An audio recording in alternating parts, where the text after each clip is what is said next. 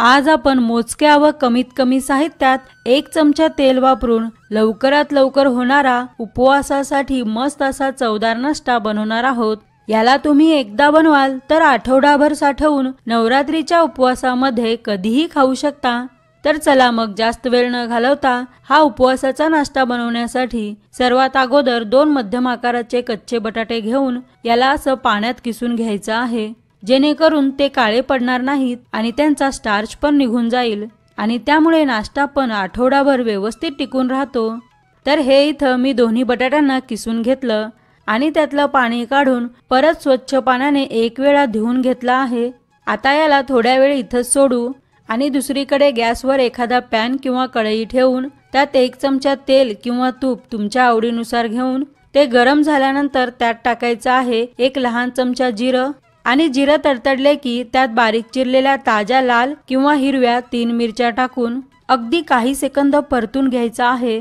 मग नंतर यात 1 कप पाणी आणि चवीपुरतं सेंधव मीठ, त्यानंतर थोडीशी कोथिंबीर टाकूया।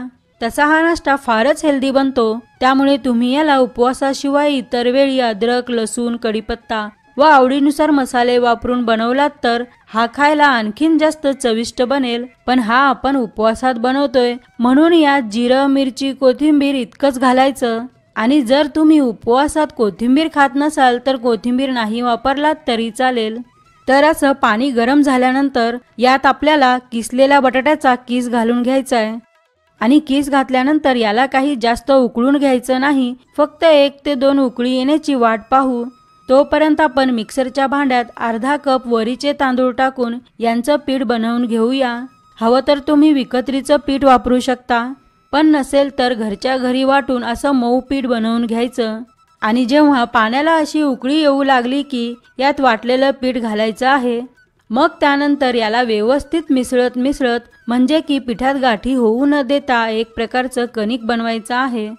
लक्षात असू द्या की इथं पाण्याच्या निम्म पीठ किंवा वरीचे तांदूळ नाही तर पिठाच्या डब्बल पाणी वापरून कणिक बनवायचं आहे, अगदी व्हिडिओत पाहताय ना तसं। तर आता याला गॅसवरून काढून हात लावू शकाल इतपत थंड झालं की साधारण पेढ्या इतकं कणिक घ्यायचं आणि याला हळूवार दाबत गोळा बनवायचा आहे। मग त्यानंतर लांबट आकार देऊया।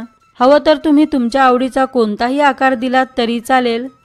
हे पहा, असं लांब आणि थोडं लहान मोठे याच प्रकारचे सर्व कणकेचे लांब गोळे बनवायचे आणि तुमच्याकडे असेल तर स्टीमरमध्ये किंवा असं एखाद्या चाळणीत नाही तर प्लेटला थोडं तेल लावून वाफवून घ्यायचं आहे।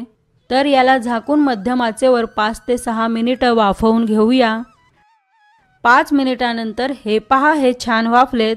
आता याला काढून घेऊ आणि काढल्यानंतर याला एखाद्या डब्यात आठवडाभर फ्रीजमध्ये ठेवून तेलकट खायला आवडत नसेल तर हवं तेव्हा असंच कोणत्याही उपवासाच्या चटणीसोबत खाऊ शकता।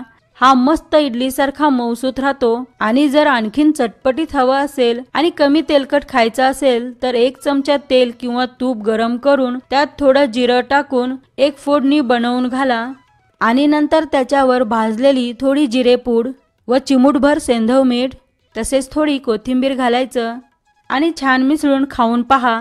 हा खायला आणखीन जास्त चवदार लागेल आणि हो, याला तुम्ही तळून पण खाऊ शकता। तर इथं मी थोडे तळून दाखवण्यासाठी काढून ठेवलेत। आता आपण याला तळून पाहूया। तर सुरुवातीला तेल चांगलं गरम करून मग तेलात सोडायचं आणि लगेच यात झारी न फिरवता हे तेलात थोडेसे सेट झाले की मग हळूवार आलटून पलटून कुरकुरीत होईपर्यंत फ्राय करायचं आहे। तसे हे वरून मस्त कुरकुरीत आणि आतून नरम बनतात, त्यामुळे खायला आणखीन जास्त खमंग लागतात। हे पहा, यांना किती छान रंग आलाय, म्हणजेच की हे मस्त फ्राय झाले आहेत। तर अशा प्रकारचा कमी तेलातला खमंग व चटपटीत नाश्ता एकदा बनवून आठवडाभर साठवून ठेवलात तर या नवरात्रीच्या उपवासामध्ये कधीही तळून किंवा न तळता हवं तसं खाऊ शकता। तर चला मग पुन्हा भेटू एका नवीन रेसिपी सोबत।